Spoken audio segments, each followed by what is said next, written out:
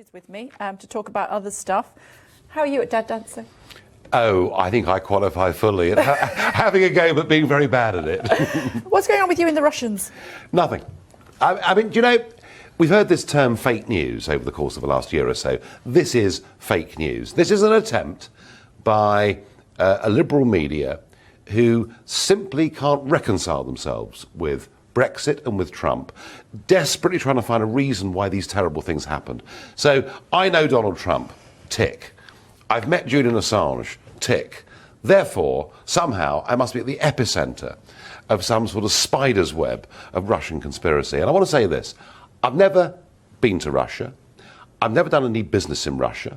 I've never had a Russian bank account. I have no Russian political connections whatsoever. This is simply hysterical nonsense. OK, so liberal media, what about the liberal FBI? Because it's the FBI, isn't it, who said that you're a person of interest? No, a journalist rings up the FBI who neither confirm or deny that I'm a person of interest. So the whole thing is rubbish. OK, so you're not in any way anxious that the FBI are going to give you a tug and say, come and talk to us about your connections, not necessarily with Russia, but with people who are part or have been part of the Trump regime who may or may not have connections with Russia? Well, if you say, did I meet somebody in a bar once who'd been to Russia, the answer might be yes. No, look, this is ridiculous. It's absolutely, completely ridiculous. I have and never have had any business or political connections with Russia whatsoever. OK, so you're not in any way concerned that you might have a bit of a tug from the FBI? No, that's not going to happen. Of course it's not going to happen. Even though you were quite close with Mr. Trump. Have you spoken to Mr. Trump about it? Hang on. Have you spoken to him about it? The fact that I supported Trump's You went over, you were on the plane, you almost got whiplash in your neck how quick you were over to have a chat with him as soon as he won. I know people around Donald Trump and I'm a supporter of him and what he's trying to do. But that has nothing to do with me being connected to the Russians. I'm not. And yes, I did once meet Julian Assange, all right? But that was something that was set up and organised by LBC Radio with a view to me doing an interview.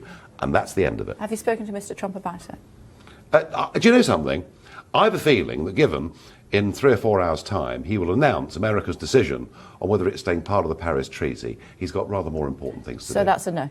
Well, of course not. OK. While I've got you there, I want to ask you about something else. And you were talking about Mr. Nuttall, who, as you know, is in charge of UKIP at the moment. 6 weeks ago, on the 20th of April, 6 weeks ago today, you said he's got 6 weeks to prove himself, hasn't he? It's just as simple as that. This is it. He's got 6 weeks to prove himself. Absolutely right. And it was the same for everybody. Theresa May clearly is bombing. I mean, she's had a disastrous 6 weeks. Jeremy Corbyn, I think, has had a relatively good 6 weeks. I mean, expectations were low. He's clearly out there campaigning and really having a ball. I think what you've seen from Nuttall, as the weeks have gone by, is somebody who is absolutely strong in his convictions, refuses to be shouted down, and putting out some messages and markers that will, over the course of the next couple of years, become very important. So he has proved himself and he should stay. I very much hope so. Yes, I do, honestly. OK. As far as your party is concerned, though, the high watermark was when you were involved during the EU referendum. It's toast now, isn't it? And all the people who voted UKIP are going to go to the Tories, primarily the Tories, but potentially some Labour voters as well. All I can say is this.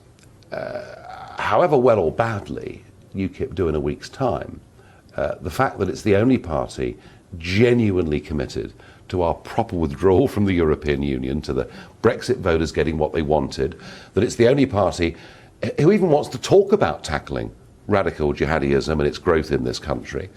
I think if Theresa May's record, let's assume she wins, if Theresa May's record in the next 2 years is as good on Brexit as it was as Home Secretary on immigration and dealing with radicalism, then you will see UKIP in 2 years' time, perhaps bigger than it ever was before. Really? Yeah, really. Come on. Do you know, I've heard all this before. I've heard about high watermarks for UKIP 3 or 4 times over the last 15 years.